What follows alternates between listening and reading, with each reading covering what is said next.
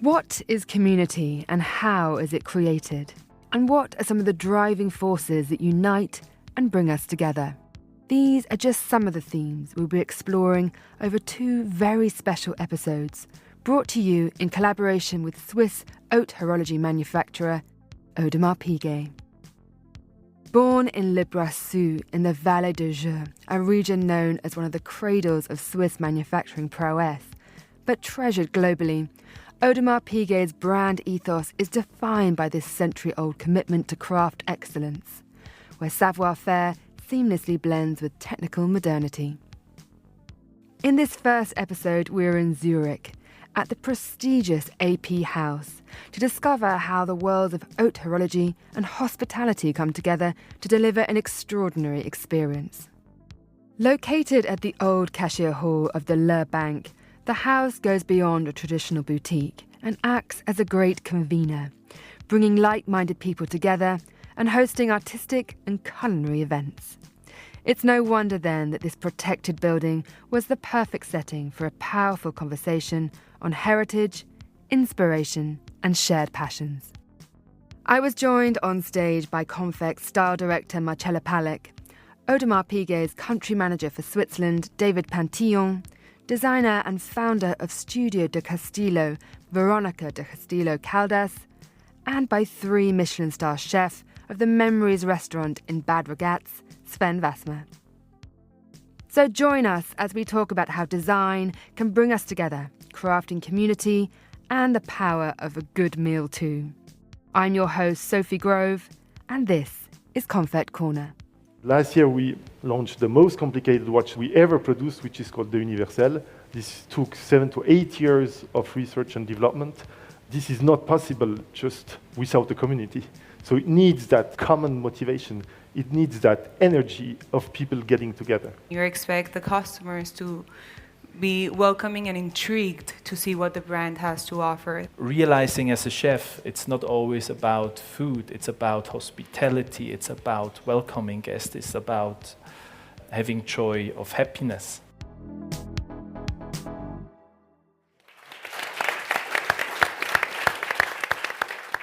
Well, hello and a very warm welcome to this special edition of Konfekt Korner in association with Audemars Piguet. And it's a real honour to be here in Zurich in AP House. And we've got a great panel today and also just a really interesting couple of themes that we want to explore over the next half an hour or so. And many of you will know my colleague Marcela Palek, who is style director of Konfekt, and also is a co-host today, but also has a few thoughts about the idea of craft and community, and how, in essence, a lot of your work, Marcela, is to do with discovering brands, discovering the sense of craft, and how it brings, artisans, together, but also the sense of shared passion. And, I'd like to really maybe start with you to get that essence of what community means to you when you're out there discovering brands, meeting designers, meeting artisans. Yeah, I maybe don't start in Le Brassus, but also in a small little world, which starts also with B in Bregenzerwald. Because there I found a similar community that is all about craft, about passion, about experiences, like kind of similar to Le Brassus, which is completely different, of course, which I come to after. And I think you feel it quite like after 2 days there, you feel the people have something in common. That's why the community, they all love craft, but can be like old people living in shindle houses, or like young people, the young generation who loves crafted wood architecture from Japanese inspired architects. And so, you feel it in it's architecture, you feel it in design, you feel it in beauty, like you have Susanne Kaufmann there. And you dive in this Bregenzerwald, which is very special. It's also about the woods, like Le Brassus. And you find it's a very special energy there, which is on one side innovative, super innovative, like you, and on the same time appreciating traditional values. So Bregenzerwald, as an example of community and craft. And then we come now maybe to Le Brassus. Well, David, I should say that the three of you are a sort of microcosm. You're a little community in yourselves. You know each other quite well. Yes. But I wanted to, for you to reflect on working with these two remarkable individuals, creatives in themselves, and just give us a little sense of the community that you formed throughout this project, but also, with Sven, working, with these pop-ups, with these amazing events you're doing. So my first connection with Veronica was coming through Sven, because when we started the collaboration with Sven, gastronomy is a very important platform for Audemars Piguet, and we had the chance to have a rising star in Switzerland. And so this is how I met Sven. And when I came to Sven's restaurant, and I didn't yet try the waffle with caviar on top, I saw his amazing designed restaurant, and he told me about Carbon Design, who is the agency for which Veronica was working back then. And this is how we met with Veronica. And I always thought to myself, once we do a project, when we need an interior design agency, we want to work with them. And so this is why I would say Veronica is the most amazing creative director of the universe, because she has made that house, and she has been able to make that link, which is very subtle, which we actually are sitting here in the heart, bringing Le Brassus to Zürich. Here we're actually in the forest. We have the green carpet, we have the wood, we have the wood behind us, and this is actually pictures from Le Brassus.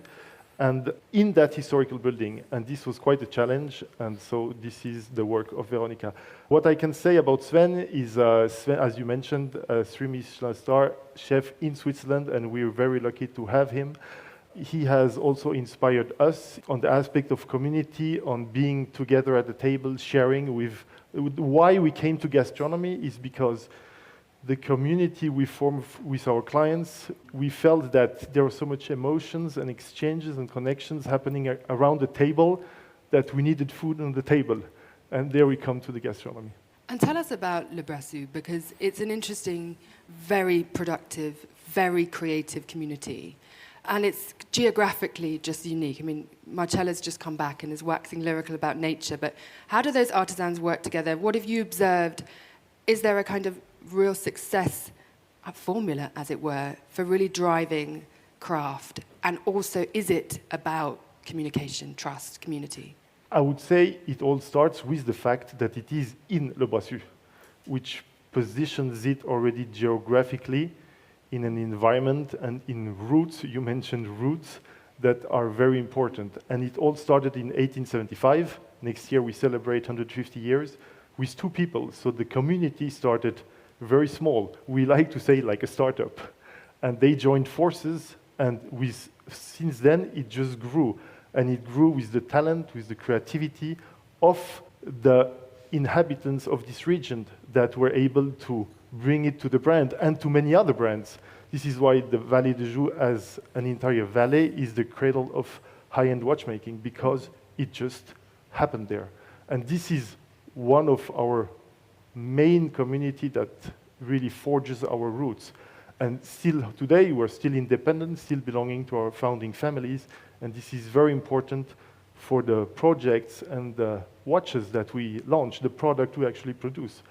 And last year we launched the most complicated watches, the watch we ever produced, which is called the Universelle. This took 7 to 8 years of research and development. This is not possible just without the community. So it needs that common motivation.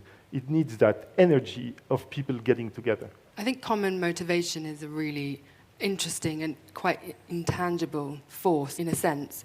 But I wonder that intergenerational transfer of knowledge, that takes a certain community, but a really intense molecular sense of the skills that go down. How do you, as a brand, make sure that that's happening? I would again say Le Brassus is certainly part of the recipe. We always say, there is an anecdote. There are open positions. There are those who take their cars, cross the mountains, and come to their interview. And when they go back, they call us and they say, it's too far away. It's too far off. I don't want to take the position. And I think so. Le Brassus is already filtering the people that have that passion, that motivation, that enthusiasm to be part of it. So I personally think very much that the geographical situation is very much part of it. Sven, I'd really like to ask you, I mean, we would like to talk about more generally how design really creates community. And I think it's really interesting in your restaurant, and we talked about it a little bit, but how, you know, you're using, you too have a very grand scale, and Bad Ragaz is a very historic place, but you really try and bring people to the table to create these little microcosms, this sense of memory. I mean, the restaurant is called Memories. But how do you use design to do that? And what do you think the really overarching themes are that bring people together and create that community on the night or more generally? I mean, there's obviously different ways how to bring people together. For example, an event like this, and it's our living room tonight. And when I really thought about our restaurant, it was the main key, bringing people together on the cultural side, having the idea of exchanging, of having happiness together. And so the design was a very important part, how we create those micro bubbles, those little living rooms, and then we play around with amazing food, with amazing beverage, and obviously with hospitality, and that drive to excellence. I think it's important that we should not forget about our heritage, our roots, where we come from. And when you look back, it's always a nice way of moving forward and motivate young people again, the next generation. You have to teach them what was in the past to move forward. And it's always the best joy, bringing people together, having a good time, having a good chat. It's so important that I think it comes those days even more important. It's even more important those days because we lose a bit the track of community.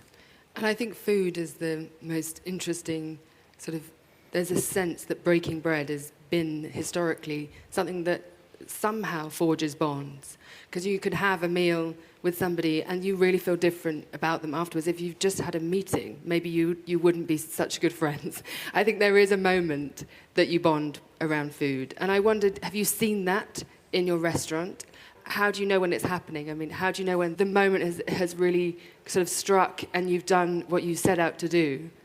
Well, many times, sometimes, I mean, life is very stressful, we all know that. And I think a restaurant should be a bubble to break out of our daily routine and sit down and enjoy. And sometimes, we need to help, or we try to help our lovely guests a bit more to calm down. And food, it's for me, it's culture, it's heritage. We do a modern Alpine cuisine, so we respect our nature, and nature gives us a lot of nutritions, what are very healthy for us. And I think that all together, on a perfect night in a restaurant or at an event here in this lovely AP house, then you're touchable, then you touch your clients, your guests, and then they realize too, so I can let go. That's my bubble, so I can have a quiet time and enjoying time, Veronica, it's interesting to speak to you as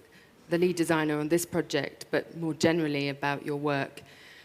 People are obviously at the center of what you're doing, but how do you make sure that they do come together? And what are the kind of little nudges that you can make sure that you do to have that sense of togetherness? Because I think we are in quite a moment where people are kind of head down, they can miss each other, they can go their own ways without those moments of bonding.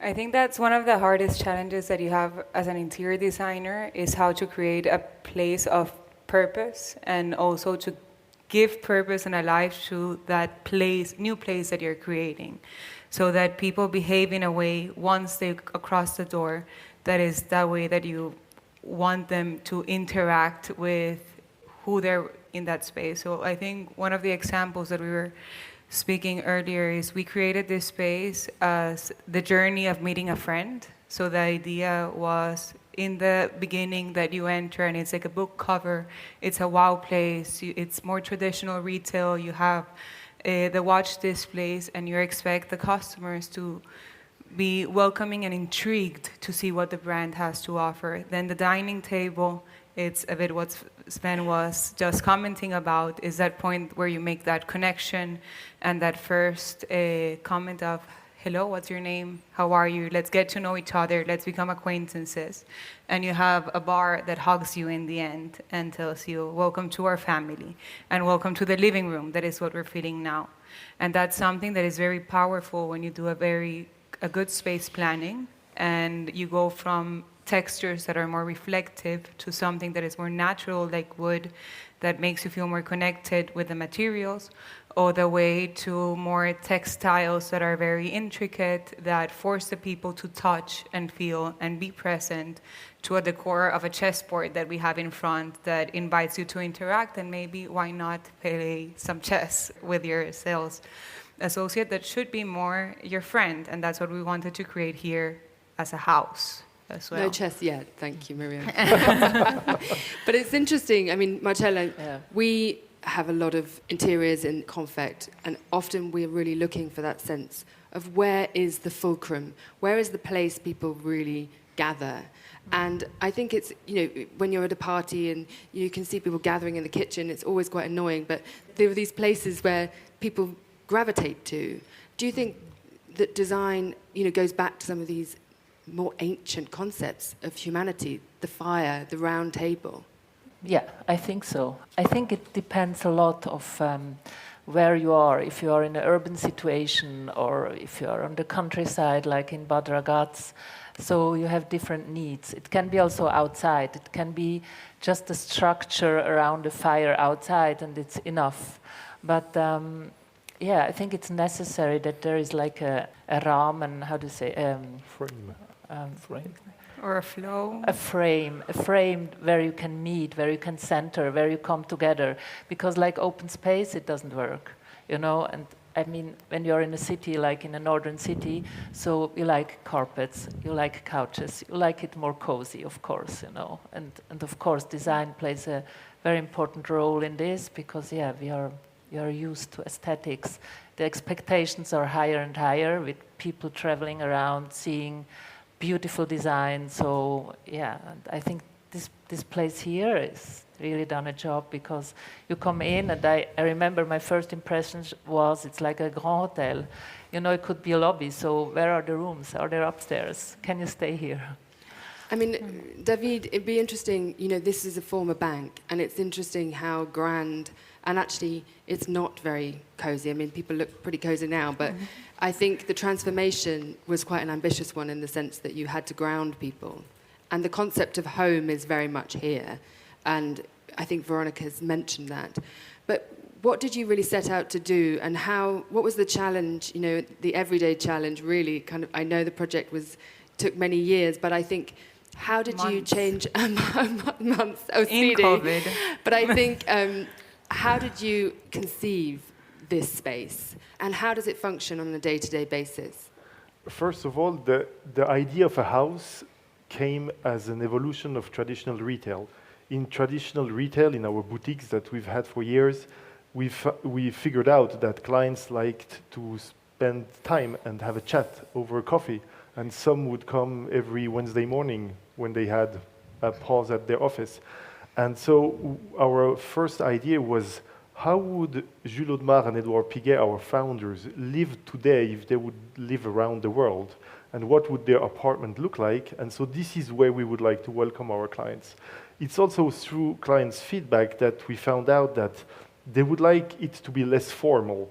So we moved away from that only transactional boutique setup to a place where we can sit around the couch, we can sit at the bar, we can sit at the main table. And it's very interesting to be in here and to observe where do clients choose to sit, because actually they get to choose if it's not too crowded.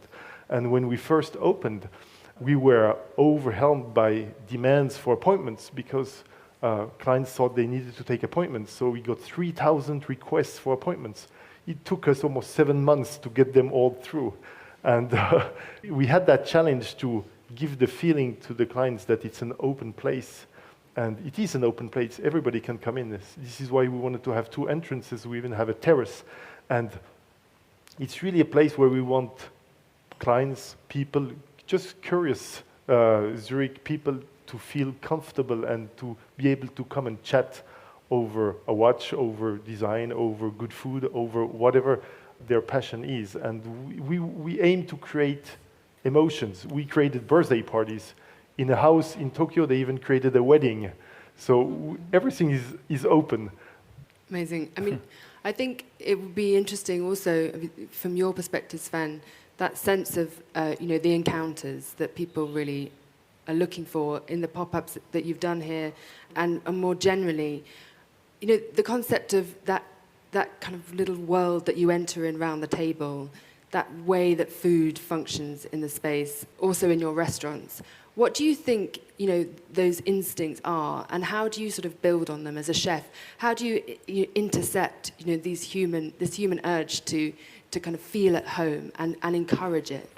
I think the most important is down to myself, being authentic and being true to yourself, and then you start to become and realize to become a positive leader and teach your team how you want to welcome your guests, because they should feel in a bubble all the time, so very individual. And what I realized also, what they want to have, or they want to be touchable, you have to be touchable. So they want to have a nice chat with you about, as David said, about food, about what's happening in the world, about design, about watches. And I think realizing as a chef, it's not always about food, it's about hospitality, it's about welcoming guests, it's about having joy of happiness. I think this is more important, and that's the same when we do events here. It's always about bringing the food. I do a modern Alpine cuisine, so it means it's very nicely connected with Le Bressu too, because it's a cuisine out of nature. It's very stripped down. It's very clear. It's about best quality products, cooked on the right point. But it's actually, you will see and you will understand the food, and that's something what I learned over the years. It's very important. When food gets too overcomplicated, it's too much going on, and then at the end of the day, our brain shuts down and cannot take out the nutritions too. So it's even on a neuroscientist point, it's more important to have a clear food in front of you so that your brain understands what it's eating. And having those parties here, it's always ending up of meeting friends, seeing friends, and regular guests, so they become regular guests at my restaurant, and then we meet them again here, and it's about having really fun, having normal conversation, seeing amazing... They even connect with each other and make friendships. Yes, and the end part, it's really, at the end, they become friends, and I think then you grow your own society, so around you, so it's, I think it's amazing. And Veronica, Marcela has told me about Le Brassus and the nature and this amazing, sublime, just landscape and green or white in the winter. I wonder how you brought that to this space. Of some of the stories that you have from creating this space, the communities of artisans behind each piece, and particularly in the toilets, there was apparently a very amazing fish. So you have to go there if you haven't already. The fish of the lake are represented in all their glory. So I think maybe even that project, just the fishes themselves, there's a character, there's a story behind each endeavour in this building, and I wondered whether you could give us a little insight. Yeah, I think when we started creating the space, again, one of the most important challenges was to understand the purpose, to be able to transform it, and to really bring Le Brassus into Zurich. And if we start with the bathrooms, that was one of the pieces that David pushed me the most. And he probably, the first 3 concepts, said, no, that's too boring. We need something more special. We really need to bring out what we're talking about in this space, and we need to bring Le Brassus here. And the reason why the house is so reflective and there's so much gold around is not only the materiality of the watches, that's where the material came inspired from, but we wanted to reflect the building itself as the Lake of Zurich reflects the buildings of Zurich. So it's more the Grand Hall, it's represented as a lake. So when you go to the bathroom, you go underwater. That was the concept from it. So we really even studied a bit biology because we had to understand what were the fishes that we could find in Lake of Zurich and Le Brassus. We even studied the faces because David wanted all smiling fishes, if I remember correctly. We changed each one of them, and it takes a village to create something. As now you see it as a wallpaper, but that has hand painters. There is embroiderers, gilders, metal like that for the silver sheets. It's silk. It's a silk background with silver leaves on top. So it took many processes all the way to actually putting it like. In the bathroom itself, it takes a special technique and a special craftsman that only hangs the Gournay wallpapers.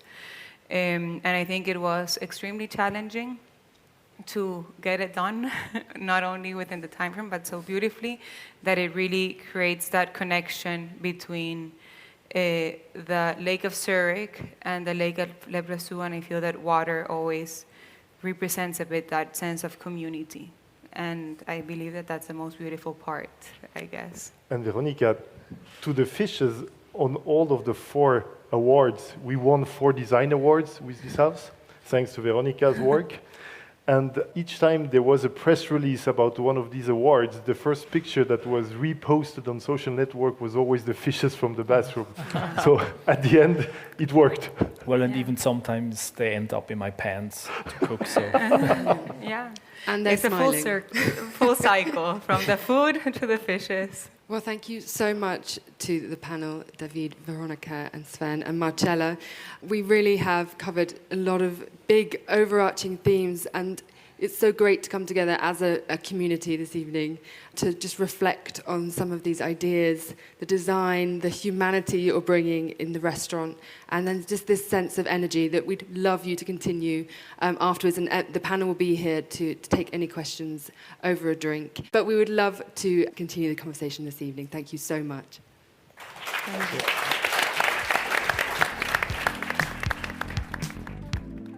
And that's all for this special edition of Konfekt Korner, in collaboration with Audemars Piguet.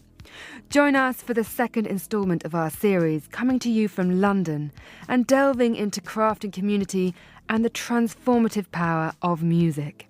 Konfekt Korner is produced and edited by Carlotta Rebello and Steph Chungu. Until next time, from me, Sophie Grove, goodbye and thanks for listening.